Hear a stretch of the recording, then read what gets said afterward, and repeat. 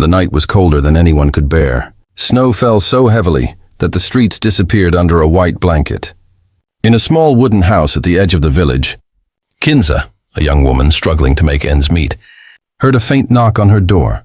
When she opened it, a shivering old woman stood there, her coat torn, her face pale, her eyes begging silently for help. Without a second thought, Kinza pulled her inside. She didn't ask questions. She just acted from her heart. The old woman's hands were like ice. Kinza helped her sit near the fireplace, wrapped her in a blanket, and offered her hot tea. "You'll be okay now," she whispered gently. The woman smiled weakly. "You're a kind soul, child. Not many stop for strangers anymore." Kinza only smiled back, too humble to think she had done anything extraordinary. That night, she gave the woman her own bed and slept near the fire.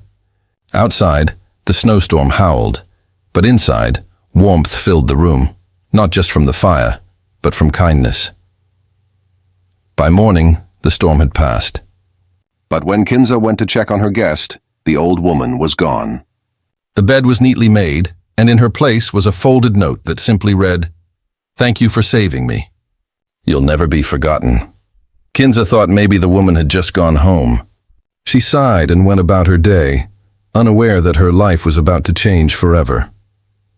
A few hours later, a black luxury car stopped in front of her small house. From it stepped a tall, well-dressed man, Saim, his face serious yet gentle. "Are you Kinza?" he asked. She nodded nervously. "My mother told me what you did last night," he said, his eyes softening. "She was lost in the storm." "You saved her life," Kinza froze. "Your mother?" she whispered. "Yes," Saim replied. "My mother is Grace Hassan, the founder of the Grace Foundation." Tears filled Kinza's eyes.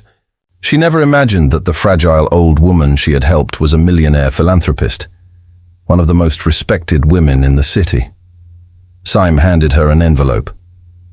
Inside was a letter and a key. "My mother insists this belongs to you. A home, a job at our foundation, and a new start." Kinza couldn't speak. Her eyes glistened as snowflakes drifted through the open door. Sometimes fate hides behind small acts of kindness. That night, Kinza saved a stranger. The next morning, kindness saved her.